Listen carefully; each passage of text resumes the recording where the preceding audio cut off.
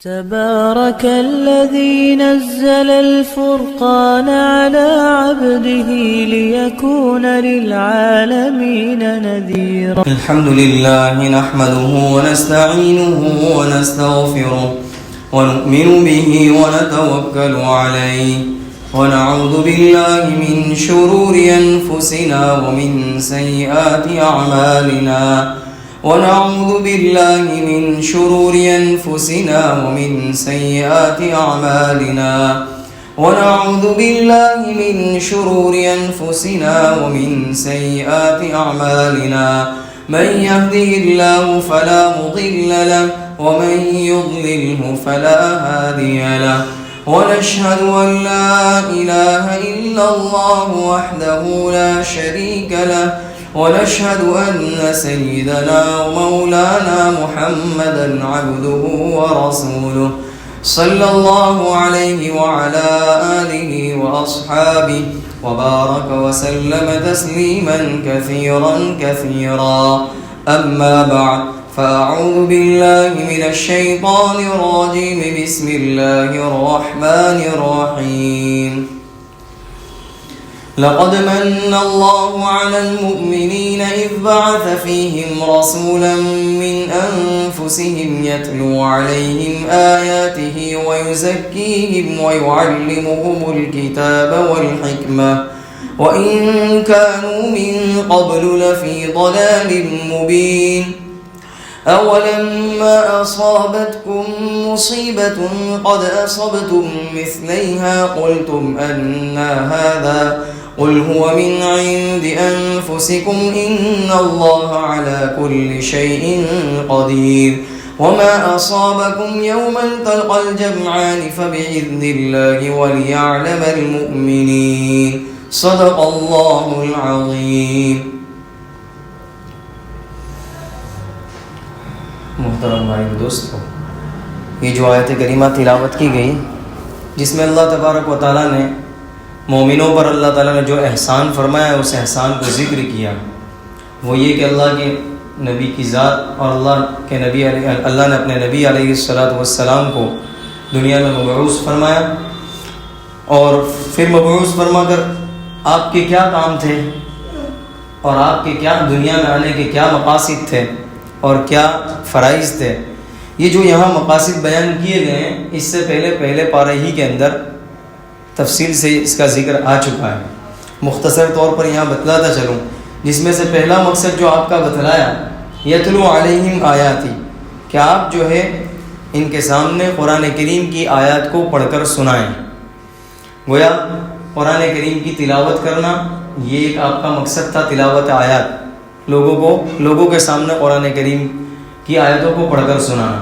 اب یہ جو قرآن کریم کی تلاوت ہے عام طور پر اس کے دو مقاصد ہیں. پہلا مقصد اتل ما اوحی الیک من الکتاب، کہ آپ جو ہے تلاوت کیجئے کلام اللہ کی، اور تاکہ لوگوں کو احکام معلوم ہو جائیں کہ اس میں احکام کیا کیا ہیں، اللہ کی رضامندی اور خوشنودی ساری چیزوں کا پتہ چل جائے.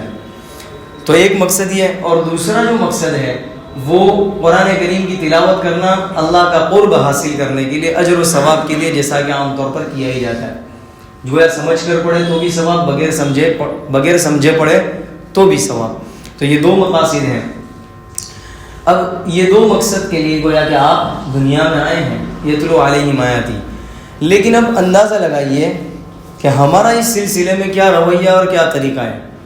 عام طور پر اس میں بہت غفلت پائی جاتی ہے قرآن کریم کی تلاوت میں بھی اور قرآن کریم کو سمجھنے میں بھی.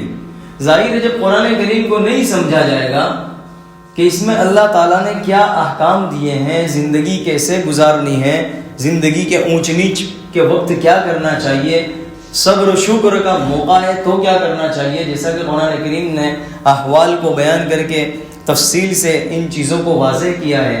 جب یہ سب ساری چیزیں سامنے نہیں آئے گی تو پھر زندگی کیسے کامیاب گزرے گی.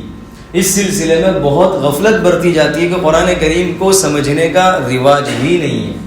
ساری چیزوں کو تو سمجھنے کا رواج ہے لیکن قرآن کریم کو سمجھنے کا رواج نہیں ہے، جس کے نتیجے میں جہالت بڑھتی چلی جا رہی ہے اور رسوم و رواج عروج پر بڑھتے چلے جا رہے ہیں. تو قرآن کریم کے ساتھ یہ رویہ، اور دوسرا تلاوت، قرآن کریم کی تلاوت یہ بھی کم ہوتی چلی، دونوں چیزیں کم ہوتی چلی جا رہی ہے، جو کہ کامیابی کے اور زندگی میں چین، سکون اور اطمینان اور حیات طیبہ کا ذریعہ ہے، یہ دونوں چیزیں زندگی سے کم ہوتی چلی جا رہی ہے۔ حالانکہ یہی قرآن کریم ہے جس کے نتیجے میں حضرات صحابہ کرام کو اور جن لوگوں نے بھی اس کو تھاما، اللہ تعالیٰ نے بلندی عطا فرمائی۔ اس سے پہلے حضرت عمر رضی اللہ تعالیٰ عنہ کا واقعہ بھی بتلایا تھا کہ عمر رضی اللہ تعالیٰ عنہ ایک جگہ سے گزر رہے تھے، آپ ٹھہرے اور آپ کے ٹھہرنے کی وجہ سے پورا قافلہ ٹھہر گیا، اور گرمی تھی، شدت کی گرمی تھی، تپش تھی۔ لوگوں نے کہا امیر المومنین کیا بات ہے، آپ کیوں رکے ہوئے ہیں؟ گرمی شدت کی ہے اور سب تپش بھی زیادہ ہے، اور لوگ پسینے کے اندر شرابور ہیں، خوب پسینے میں ڈوبے ہوئے ہیں، آپ کیوں رکے ہوئے ہیں؟ تو عمر رضی اللہ تعالیٰ عنہ نے اس وقت یہ فرمایا کہ میں جو ہے وہ جو سامنے وادی ہے وہاں بچپنے میں آیا کرتا تھا اور بکریوں کو چرایا کرتا تھا۔ میرا باپ جو ہے مجھے بکریاں چرانے کے لیے بھیجتا تھا، میں بکریاں چراتا تھا، اور بکریاں جو ہے وہ بھوکی ایسے ہی واپس جاتی تھی۔ میرا باپ جو ہے جب واپس جاتا تھا تو میرا باپ مجھے ڈانٹتا تھا اور کوستا تھا اور مارتا تھا کہ تجھے بکریاں چرانا نہیں آتا تو تو کامیاب زندگی کیسے گزارے گا، دوسرے کام کیسے کرے گا، تجھے بکریاں چرانا بھی نہیں آتا۔ تو گویا میری یہ حالت تھی اس زمانے میں، لیکن اللہ تعالیٰ نے ایمان نصیب کیا اور قرآن کریم نصیب کیا۔ اس قرآن کریم اور ایمان کی وجہ سے اللہ تعالیٰ نے ہمیں عزت دی کہ آج جو ہے امیر المؤمنین ہے، یہ مرتبے پر ہے۔ تو یہی قرآن کریم ہے۔ حضرت صحابہ کرام کی تاریخ اٹھا کر دیکھ لیں کہ انہیں جو کامیابی ملی تھی اسی قرآن کریم کو مضبوطی سے تھامنے کے نتیجے میں، اور اس کی فضیلتوں بے شمار اس سے پہلے سنائی جا چکی۔ ایک اور سناتا چلوں کہ قرآن کریم جو آدمی تلاوت کرتا ہے تو ظاہر ہے کہ بہت سے لوگ تو مانگ کر اللہ تعالیٰ سے لیتے ہیں، لیکن قرآن کریم کی تلاوت کرنے والے کو اگر موقع نہیں ملتا مانگنے کا بھی تو اللہ تعالیٰ مانگنے والوں سے زیادہ اس کو دیتا ہے۔ اس سے بڑی کیا چیز چاہیے؟ اور تو بہت سارے فضیلتیں اس قرآن کریم کی تلاوت کے وغیرہ کے۔ جب انسان کو مانگنے کا اگر وقت نہیں ملتا تلاوت کی وجہ سے، تو نہ مانگنے کی وجہ سے بھی تلاوت کر رہا ہے، مانگنے والوں سے زیادہ اللہ تعالیٰ اس کو دے گا۔ بہت ساری چیزوں کی انسان کی تمنا ہوتی ہے، مجھے یہ چیز ملے، دنیا بھی ملے، آخرت بھی ملے۔ اس قرآن کریم کو تھام لے، ساری چیزیں مل جائیں گی۔ رزق کا مسئلہ حل ہو جائے گا، دکان کا مسئلہ حل، مکان کا مسئلہ حل، سارے مسائل کا حل جو ہے وہ قرآن کریم ہے۔ اس قرآن کریم نے جس نے اس قرآن کریم کو تھام لیا اس کے سارے مسائل حل، اور جس نے نہیں تھاما اس کے سارے مسائل ڈامک ڈول ہیں، سارے مسائل ڈامک ڈول ہیں۔ غیر تو اللہ تعالیٰ نے فرمایا، پہلی جو آپ کے بعثت کا مقصد تھا تلاوت آیات، دوسرا مقصد وَيُزَكِّيهِمْ، کہ آپ جو ہے تزکیہ کرتے تھے۔ تزکیہ کا مطلب کیا؟ ساری برائیوں سے پاک کر دینا، حسد، کینہ، بغض، اسی طرح جھوٹ، دھوکہ، وہ جتنی بے شمار برائیاں ہیں، دلی امراض اور دلی برائیاں ہیں، برے اخلاق، بری عادتیں، یہ سارے کے سارے جو ہے ان سب سے اللہ کے نبی پاک کر دیتے تھے۔ برے اخلاق کو نکال دینا اور اچھے اخلاق پیدا کر دینا، یہ اللہ کے نبی کا ایک دوسرا مقصد تھا۔ صحابہ کرام، ظاہر ہے کیا زمانہ تھا، کیسی جہالت تھی، اور ایسے جہالت کے دور میں ایسے نمونے پیدا کر دیے۔ وَيُزَكِّيهِمْ، کہ آپ نے ان کے دلوں کا تزکیہ کیا، آپ نے ان کی تربیت کی۔ اور تربیت کے میں آپ کو واقعات سناؤں کہ اللہ کے نبی علیہ السلام نے کیسا تزکیہ کیا اور کیسی تربیت کی اللہ کے نبی نے، اور کیسی جماعت تیار کی۔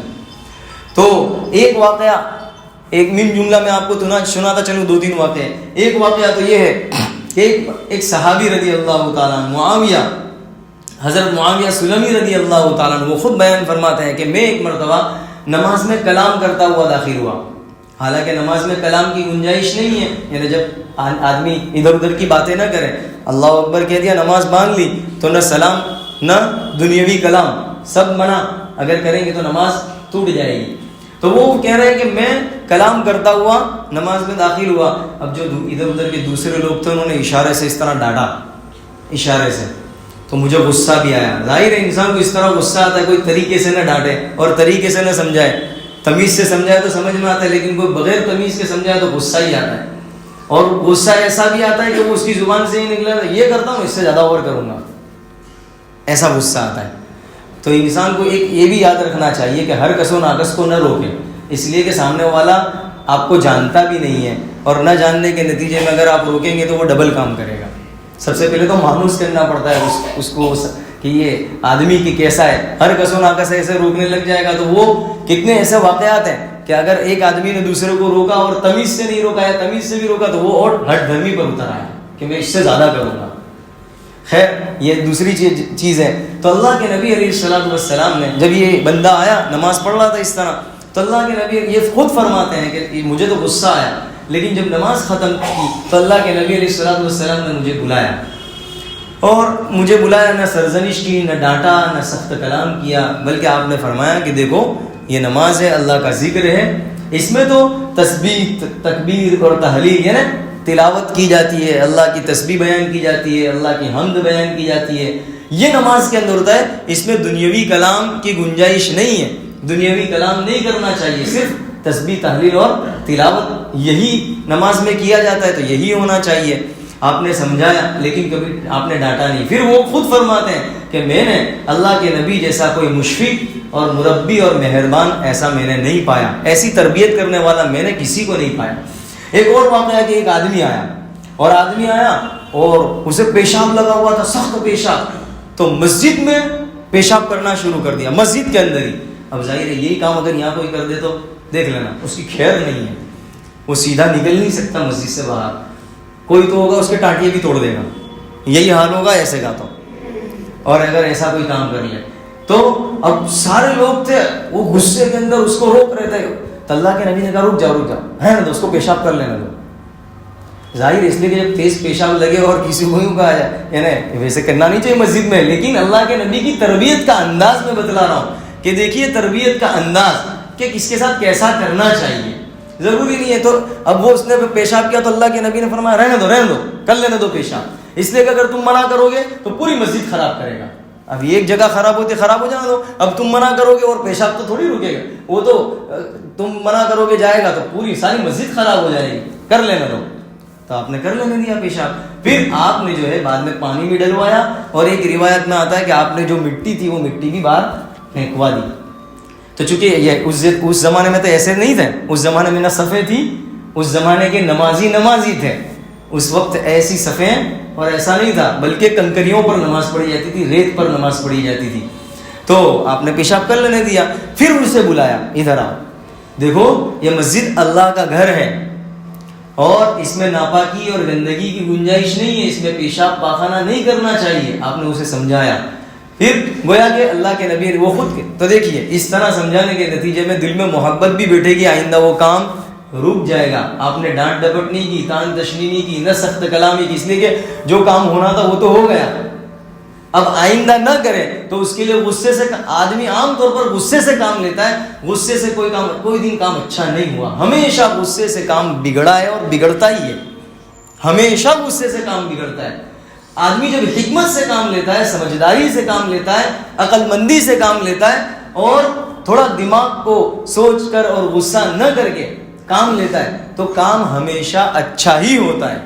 لیکن آپ نے خود نے دیکھا ہوگا ہمیشہ غصے سے کام بگڑتا ہے، اور جب غصہ ٹھنڈا ہوتا ہے تو آدمی کو ایسا ہوتا ہے کہ میں نے یہ کام کیوں کر دیا، میرا ایسا نہیں کرنا چاہیے. ہمیشہ اسے افسوس ہی ہوتا ہے غصے کے عالم میں. تو اللہ کے نبی علیہ الصلوۃ والسلام کی عادت تھی، آپ کبھی اس طرح غصہ کرتے تھے، ایسا نہیں تھا کہ آپ اس وقت کرتے تھے جب کوئی شریعت کے خلاف کوئی ایسا کام کرتا تھا تو آپ کو بھی اس وقت غصہ آتا تھا. تو غصے آنے کا انداز اور طریقے وہ بھی الگ ہے کہ اس وقت غصہ ہے. غرض یہ کہ اللہ کے نبی علیہ الصلوۃ والسلام نے یہاں پر بھی ڈانٹ ڈپٹ نہیں کی. ایک اور آدمی آیا، اس نے کہا میں ایمان قبول کرنا تو چاہتا ہوں لیکن میری ایک شرط ہے. اچھا وہ شرط کیا ہے؟ کہ میں جو ہے زنا کا عادی ہوں، میں یہ کام تو کروں گا ہی تو میں ایمان قبول کروں ورنہ نہیں. اب دیکھیے اگر ادھر ادھر کا ہوتا تو پتہ نہیں کتنی سنا بھی دیتا، کیا کرتا.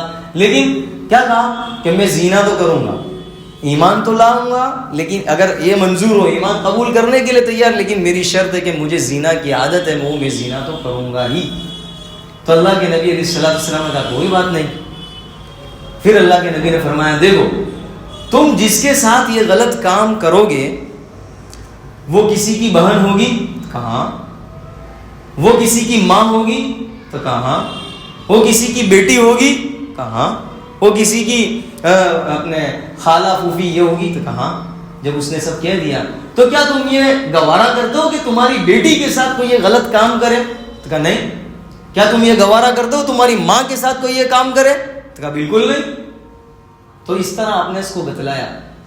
پھر آپ نے فرمایا تم بھی جس کے ساتھ غلط کام کرو گے وہ بھی تو کسی کی بیٹی ہوگی، وہ بھی تو کسی کی بہن ہوگی، وہ بھی تو کسی کی ماں ہوگی، تو کیا تم اپنی بہن اور بیٹی کے ساتھ دوسرا کوئی کرے تمہاری بیٹی کے ساتھ گوارا نہیں کرتے؟ تو پھر دوسرا کوئی کیسے گوارا کرے گا؟ کیا تم اس چیز کو گوارا کرتے ہو؟ کہا نہیں۔ تو اس نے توبہ کر لی کہ اللہ کے نبی اب آئندہ ایسا کبھی نہیں کروں گا۔ پھر اللہ کے نبی نے اس کے سینے پر ہاتھ بھی رکھا اور دعا بھی دی، جس کے نتیجے میں اس کا دل پلٹ گیا اور پھر موت تک کبھی زنا نہیں کیا۔ یہ اللہ کے نبی کی تربیت کا انداز تھا۔ آپ اس سے اندازہ لگائیے، کیا آپ نے مارا؟ کیا آپ نے ڈانٹا؟ کیا سخت کلام کیا؟ تان تشریح کی کہ نالائق کہیں کا آ گیا مرا ہوا ایسا ہے؟ آپ نے کہا کبھی نہیں کیا۔ آپ نے پوری زندگی اس طرح، آپ کی تربیت کا انداز یہ تھا، آپ سمجھاتے تھے اور حکمت سے کام لیتے تھے، سمجھداری سے کام لیتے تھے، جس کے نتیجے میں آپ کی ایسی جماعت تیار ہو گئی کہ وہ رہتی دنیا تک معلم بن گئی، قیامت تک آنے والوں کے لیے نمونہ بن گئی۔ ورنہ آپ بھی ڈانٹ ڈپٹ کرتے تو جیسا کہ اس سے پہلے بتلایا نا، وَلَوْ كُنْتَ فَظًّا غَلِيظَ الْقَلْبِ لَانفَضُّوا مِنْ حَوْلِكَ۔ آپ بھی ایسا سخت کلامی کرنے والے، سخت مزاج، تندخو ہوتے تو یہ جماعت بھی آپ کے پاس سے نکل جاتی، چلی جاتی۔ تو یہ آپ کا ایک رویہ تھا، وَيُزَكِّيهِمْ، یہی اس چیز کا نام تزکیہ ہے اور تربیت ہے جو آپ کیا کرتے تھے۔ اسی طرح تزکیہ کرتے تھے کہ برے اخلاق نکال کر اچھے اخلاق آپ پیدا فرما دیتے تھے۔ وَيُزَكِّيهِمْ، یہ دوسرا مقصد آپ کا۔ پہلا مقصد تلاوت آیات، دوسرا مقصد آپ کے دنیا میں آنے کا تزکیہ، اور تیسرا مقصد وَيُعَلِّمُهُمُ الْكِتَابَ وَالْحِكْمَةَ، آپ جو ہے کتاب کی تعلیم دیتے تھے، یعنی قرآن کریم کی تعلیم، کہ قرآن کریم کے کیا احکام ہیں، اللہ تعالیٰ کن چیزوں سے راضی ہوتے ہیں، وہ ساری چیزوں کو، اس لیے کہ اگرچہ عربی زبان میں قرآن کریم نازل ہوا اور اس کے مخاطبین جو پہلے وہ بھی عربی داں تھے، عربی جاننے والے، اگرچہ عربی سمجھتے تھے لیکن بہت سی ایسی چیزیں ہیں جو عربی جاننے والوں کو بھی سمجھ میں نہیں آتی، جس کو اللہ کے نبی سمجھایا کرتے تھے کہ اس کا مطلب یہ ہے۔ اور والحکمہ، اور حکمت کی باتیں آپ بتاتے تھے۔ حکمت کی بات، اس کی تفصیل ہے جو اس سے پہلے آ چکی، تفصیل سے یہ آیت کریمہ جو تفصیل سے اس سے پہلے آ چکی ہے، حکمت کی بھی تفصیل آ چکی، عقل مندی کی باتیں ہیں، حکمت اور دانائی کی باتیں، یہ بہت ضروری ہے۔ حکمت معلوم ہونا بہت ضروری ہے۔ آدمی جب حکمت سے کام کرتا ہے، عقل مندی سے کام کرتا ہے کہ مجھے اس آدمی کو کیسے نمٹانا، کیسے سمجھانا، یا یہ جو مشکلات پیش آئی ہے اس مشکلات کو کیسے حل کرنا، یہ عقل دانائی اور عقل مندی کی بات ہے۔ تو حکمت کی باتیں آپ بتلاتے تھے، تعلیم دیتے تھے، اور اس کا ایک مطلب یہ ہے، حکمت سے مراد اللہ کے نبی کے طریقے اور اللہ کے نبی کی سنت ہے۔ تو غرض یہ کہ یہ حکمت کی تعلیم آپ دیتے تھے، یہ تینوں مقاصد آپ کے تھے، ان تینوں مقاصد کو آپ نے مکمل طور پر پورا کیا اور ادا کیا، اور علم و عمل کو اس جماعت میں قائم کر دیا اور اعلیٰ مرتبے پر پہنچا دیا ان لوگوں کو جو صدیوں سے برائیوں میں، جو صدیوں سے خرابیوں میں اور کفر اور شرک کے دلدل میں پھنسے ہوئے تھے اور گمراہی میں تھے اور جہالت میں لگے ہوئے، جہالت میں تھے، اور یہاں تک کہ بت پرستی اتنی عام تھی کہ کعبۃ اللہ پورا بتوں سے بھرا ہوا تھا، 360 بتوں سے بھر دیا گیا تھا، اور قتل و غارت گیری اور خون ریزی اور یہ بے شمار ایسی برائیاں جو آج بھی نہیں ہیں، ایسی برائیوں کے ارتکاب کرنے والوں کو ایسا بنا دینا کہ جو قیامت تک آنے والوں کے لیے معلم اور نمونہ بن جائے۔ اس سے آپ اندازہ لگائیے، جیسا کہ ہم کہتے ہیں نا یہ تو بہت نالائق ہے، اس کو چھوڑ دو، اس سے اندازہ لگاؤ اس سے تو نالائق نہیں تھے جو اس زمانے میں تھے۔ اس زمانے میں تو اگر ایک لڑائی چھڑ جاتی تو 100 برس تک چلتی تھی۔ آج تو ایسا نہیں ہے نا کہ مر جائے تو دوسرے کو وصیت کر جائے کہ تو بھی نمٹا دینا اس کو، ایسے لوگ نہیں۔ اور اس سے اندازہ لگائیے ایسی جہالت تھی اور ایسے ضدی اور ہٹ دھرم لوگ تھے، کوئی حکومت کرنے تیار نہیں تھا۔ اس سے اندازہ لگا لو، ہمارے یہاں تو ایسا نہیں ہے نا، کوئی حکومت کرنے کے لیے تو سارے حکومت کر رہے ہیں، وہ تو ایسے لوگ تھے کوئی حکومت نہیں کرتا تھا، اس کو اپنی پڑی تھی کہ یہ تو ہم کو بھی نمٹا دیں گے، کوئی حکومت کرنے تیار نہیں تھا، کوئی حاکم ہی نہیں تھا۔ ایسے لوگوں کو اللہ کے نبی علیہ الصلوۃ والسلام نے ایسے لوگوں کی تربیت کی اور ایسے لوگوں کا تزکیہ کیا اور ایسی ایک جماعت تیار کر دی معلمین کی اور مربین کی جو لوگوں کے لیے نمونہ بن کے رہ گئے. یہ اللہ کے نبی کے مقاصد تھے اور اللہ کے نبی کے یہ کام تھے. تو والحکمہ اسی کو تو آگے فرمایا وَإِن كَانُوا مِن قَبْلُ لَفِي ضَلَالٍ مُبِينٍ کہ بے شک یہ لوگ تو اس سے پہلے کھلی ہوئی گمراہی میں تھے. یہ جو باتیں بتلائی یہ اسی آیت کہ یہ لوگ تو اس سے پہلے کھلی ہوئی گمراہی میں تھے اور اللہ کے نبی علیہ الصلوۃ والسلام نے انہیں ہدایت پر لے آئے اور اچھے کاموں پر ان کے دلوں کو بدل دیا اور برائیوں کو نکال کر اچھے اخلاق ان میں پیدا فرما دیے.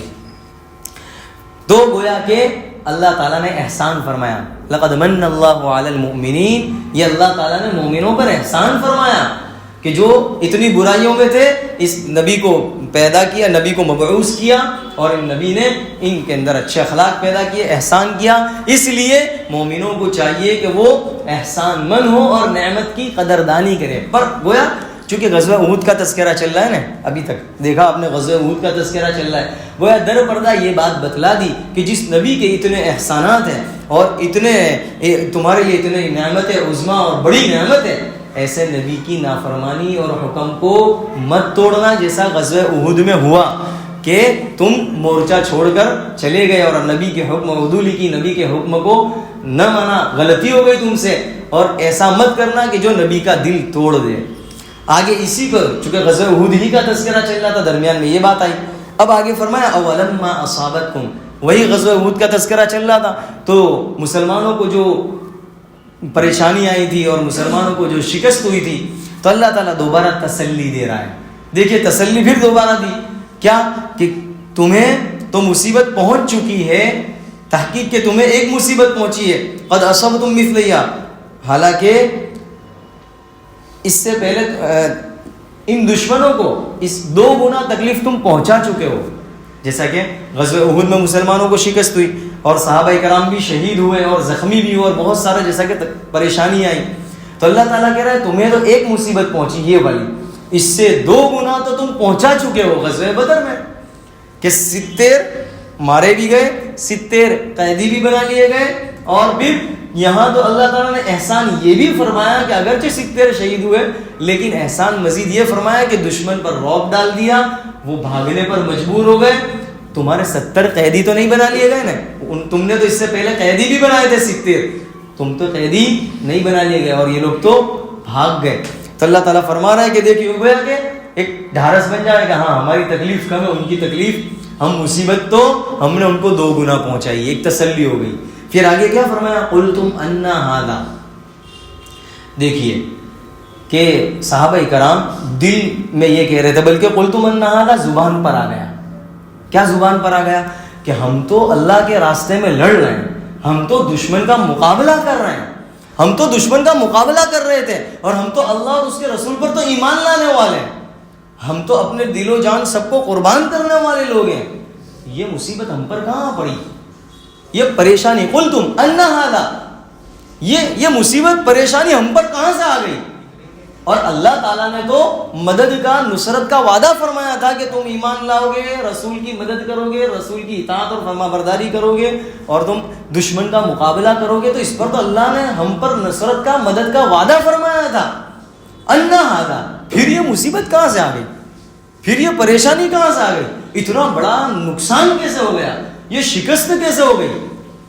تو اللہ تعالیٰ کیا کہہ رہا ہے, قل, اے نبی آپ ان سے کہہ دو, ہوا من عند انفسکم, یہ جو نقصان آیا, یہ جو شکست ہوئی, یہ جو پریشانی آئی, یہ جو تکلیف آئی, یہ تمہاری ذات کی وجہ سے, تمہاری غلطی کی وجہ سے, تمہاری کمی کی وجہ سے. وہ کمی میں نے اس سے پہلے بتلا دی, وہ کون سی کمی کہ اللہ کے نبی نے کہا تھا کہ اس مورچے پر سے ہٹنا نہیں ہے, تم نے وہ مورچہ سنبھالا کہاں, یہ تمہاری غلطی کی وجہ سے یہ چیز پیش آئی. اب دیکھیے میں اس پر سے ایک آپ کو بات بتلاؤں, چونکہ قرآن کریم جو چیز پیش کرتا ہے وہ اس لیے کہ قیامت تک آنے والے لوگوں کو سبق دینا ہے. یہ دیکھیے آپ تفصیل سے اللہ تعالیٰ بالکل آپریشن کر رہا ہے, کھول کر بیان کر رہا ہے, نصیحت کر رہا ہے. یہ ان لوگوں کے لیے صرف نہیں ہے, قیامت تک آنے والے لوگوں کے لیے ہے کہ قیامت تک آنے والوں لوگوں کا یہی جملہ ہوگا, انا ھذا, کہ یار میں تو نماز بھی پڑھتا ہوں, ارے زکوٰۃ صدقہ بھی دیتا ہوں, ارے میں تو یہ بھی کرتا ہوں, میں تو یہ بھی نیک کام کرتا ہوں, میں تو سارے کام کرتا ہوں, ان ہذا, پھر یہ تکلیف کہاں سے آ گئی؟ یہ بیماری بیماری بیماری ایک کے بعد ایک, یہ کہاں سے آ گیا؟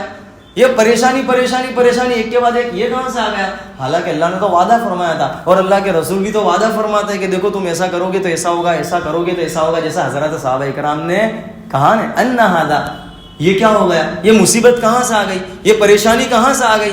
دیکھیے یہ ان کا جملہ نکلنا, ان کی اصلاح, اللہ نے قیامت تک آنے والے لوگوں کے جملے کا جواب بھی یہاں دے دیا.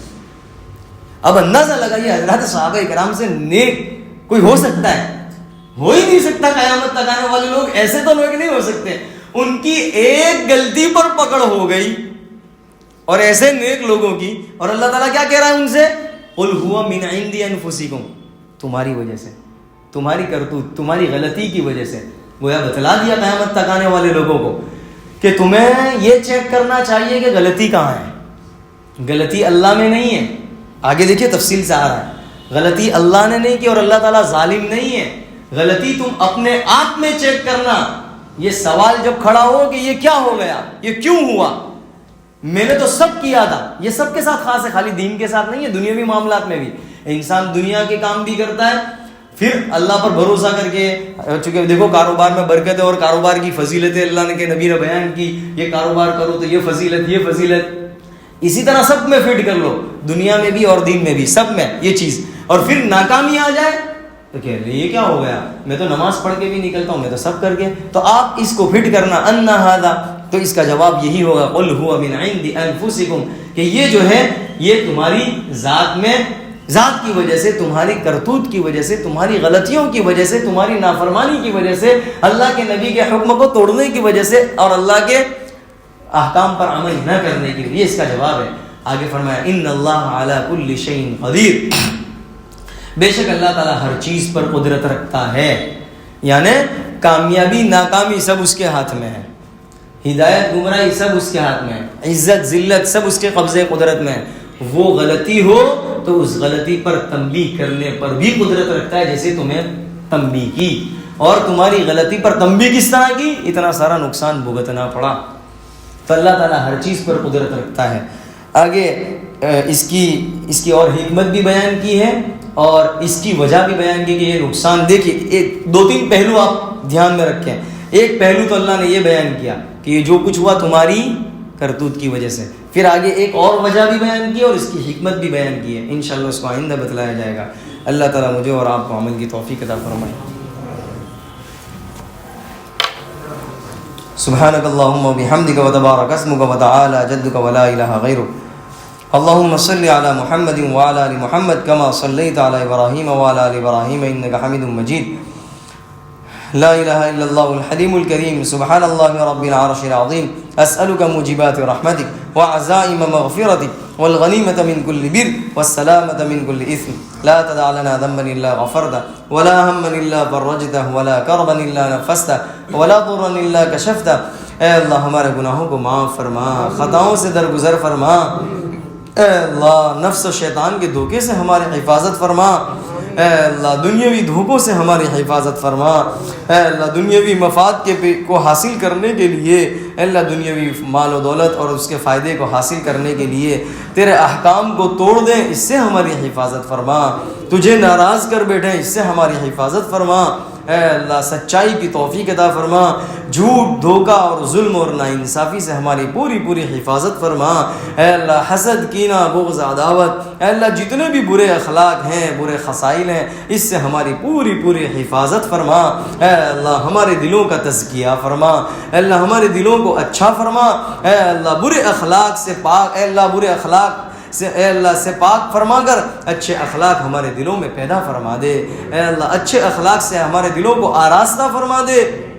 اے اللہ اپنی محبت, تیرے رسول کی محبت, تیرے رسول کی اے اللہ پیارے طریقوں کی محبت ہمارے قلوب میں پیوستہ فرما دے. اور اے اللہ غیروں کی نفرت, اے اللہ گناہوں کی نفرت, اور اے اللہ غیروں کے طریقوں کی نفرت اور دنیا کی نفرت ہمارے قلوب میں پیوستہ فرما دے. اپنی محبت اپنے ہمارے قلوب میں پیوستہ فرما دے. اے اللہ جس طرح حضرت صحابہ کرام نے اے اللہ تجھ سے محبت کی, تیرے رسول کی سے محبت کی, طریقوں سے محبت کی, اے اللہ تیرے اے اللہ تیری فرما برداری کر, اے اللہ کر گزرے. اے اللہ اسی طرح ہمیں بھی ایسی زندگی گزارنے والا بنا دے، اے اللہ ایسی زندگی گزارنے والا بنا دے، اے اللہ قرآن کریم کی تلاوت کا زیادہ سے زیادہ اہتمام نصیب فرما دے، اے اللہ قرآن کریم کو مضبوطی سے تھامنے والا بنا دے۔ اے اللہ یہ یقینی بات ہے کہ قرآن کریم بلند ہے، اس جیسی کتاب قیامت تک نہیں آئے گی اور نہ آئی ہے۔ اے اللہ ایسی بلند کتاب کو جو تھامے گا وہ بھی بلند ہو جائے گا، جو اس کو تھام لے گا وہ بھی عزت والا بن جائے گا۔ یہ عزت والا قرآن کریم ہے، اس کو جو تھام لے گا وہ بھی عزت والا بن جائے گا۔ اے اللہ یہ یقین ہمارے قلوب میں پیوستہ فرما دے۔ اے اللہ اس کو تھامنے والا اے اللہ اس کے سارے دنیاوی اور اخروی مقاصد پورے ہو جائیں گے، ایسے اے اللہ یقین ہمارے قلوب میں پیوستہ فرما دے، اور جو اس کو چھوڑ دے گا وہ ذلیل و خوار ہو جائے گا۔ اے اللہ اس قسم کا یقین ہمارے قلوب میں پیوستہ فرما دے، اور قرآن کریم کو مضبوطی سے تھامنے والا بنا دے اور اس پر عمل کرنے والا بنا دے۔ اے اللہ اس کی ایک ایک آیات پر عمل کرنے والا ہمیں بنا دے، جس طرح حضرات صحابہ کرام ایک آیت سے آگے نہیں بڑھتے تھے جب تک اس آیت پر عمل نہیں ہو جایا کرتا تھا، اے اللہ اس طرح ہمیں بھی ایک ایک آیت پر عمل کرنے والا بنا دے۔ اے اللہ تو اپنا فرما بردار بنا دے، اے اللہ تیرے حکموں کو پورا کرنے والا بنا دے، اپنی مرضیات پر چلا کرنا مرضیات سے ہماری پوری پوری حفاظت فرما۔ اے اللہ تمام مسلمانوں کی پریشانیوں کو دور فرما۔ اے اللہ ہر ایک کوئی رزق کے اعتبار سے پریشان ہے، اے اللہ کوئی مکان کے اعتبار سے پریشان ہے، کوئی بیماری کے اعتبار سے پریشان ہے، اے اللہ ہر ایک اے اللہ پریشانی کا شکار ہے، ہر ایک کو پریشانیوں سے نکال دے، تکلیفوں سے نجات عطا فرما دے، اے اللہ حیات طیبہ عطا فرما، اے اللہ پاکیزہ زندگی نصیب فرما، کامیابی والی زندگی، چین سکون اطمینان والی زندگی نصیب فرما، جمیلوں والی زندگی سے پوری پوری حفاظت فرما۔ اے اللہ اے اللہ اے اللہ بہترین اے اللہ جو رزق کے اعتبار سے پریشان انہیں حلال پاکیزہ طیب رزق عطا فرما، عزت والا آسان والا رزق عطا فرما۔ اے اللہ سنبھل کے مسلمانوں کی حفاظت فرما۔ اے اللہ ہندوستان میں جہاں کہیں جن علاقوں میں مسلمان پریشان ہیں ان کی پریشانیوں کو دور فرما۔ اے اللہ جن کے مکانوں پر دکانوں پر بلڈوزر پھرا دیے گئے ہیں، اے اللہ انہیں پہلے سے زیادہ بہترین مکان اور دکان عطا فرما، ان کی مکان اور دکان کا انتظام فرما۔ اے اللہ ان کی ہر چیز کا انتظام فرما۔ اے اللہ اسی طرح غزہ اور فلسطین اور اے اللہ اور شام کے مسلمان اور سیریا کے مسلمان تمام مسلمانوں کی حفاظت فرما۔ اے اللہ غزہ اور فلسطین کے مسلمانوں کو فتح مبین عطا فرما، جلد از جلد جنگ بندی کے فیصلے فرما۔ اے اللہ یہ جنگ بندی کے فیصلے ہونے ہی جا رہے ہیں، اے اللہ جلد از جلد اس فیصلے کو اے اللہ یہ فیصلے فرما کہ جلد از جلد جنگ بندی ہو جائے، مکمل جنگ بندی اے اللہ جنگ بندی کے فیصلے فرما دے۔ اے اللہ انہیں جو نقصان ہوا ان نقصان کا اے اللہ نقصان کی تلافی فرما۔ اے اللہ پہلے سے زیادہ بہترین مکان اور دکان کے ان کے لیے بھی انتظام فرما، علاج اور معالجے کا انتظام فرما۔ اے اللہ ملک شام میں جو مسلمانوں کو فتح ہوئی ہے، اے اللہ اس فتح کو قائم اور دائم فرما۔ اے اللہ اس فتح کو قائم اور دائم فرما۔ اے اللہ دشمنوں کی جو نگاہیں ہیں، اے اللہ جو مسلمان سے اے اللہ جو مسلمان ایسے ہیں جو ان مسلمانوں کی شام کے مسلمانوں کی حکمرانی کو بھی پسند نہیں کرتے، اے اللہ ایسے لوگوں کی سازشوں اور پروپیگنڈوں کو بھی ختم فرما۔ اے اللہ ان مسلمانوں کی فتح مبین کو اے اللہ قائم اور دائم فرما، اے اللہ قائم اور دائم فرما اور مضبوط فرما۔ اے اللہ جو رکاوٹیں ہیں ان رکاوٹوں کو ختم فرما۔ اللہ جن اسلحہ کی ضرورت ہے، فوجیوں کی ضرورت ہے، ان ضرورتوں کو بھی ان کے لیے مکمل فرما۔ اے اللہ جو کچھ مانگا عطا فرما، جو مانگنے سے رہ گیا سب کچھ اپنے شان عطا فرما۔ ربنا تقبل منا انک انت السمیع العلیم وتب علينا إنك أنت التواب الرحيم وصلى الله على النبي الكريم سبحان ربك رب العزة عما يصفون وسلام على المرسلين والحمد لله رب العالمين برحمتك يا أرحم الراحمين.